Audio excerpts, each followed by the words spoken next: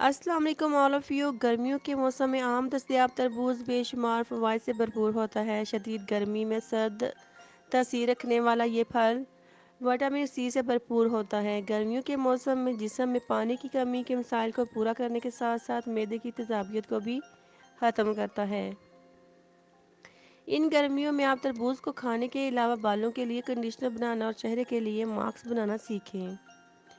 बालों की खूबसूरती के लिए तरबूज कंडीशनर। बालों की खुश्की और रूखापन दूर करने के लिए तरबूज एक अच्छा कंडीशनर साबित होता है। ज़रूरी अज्जा: 1 कप तरबूज, पुदीने की पत्तियाँ 10 से 12, 2 अंडे, दही आधा कप।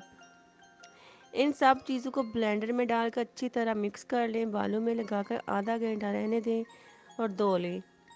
चेहरे की खूबसूरती के लिए तरबूज का मास्क।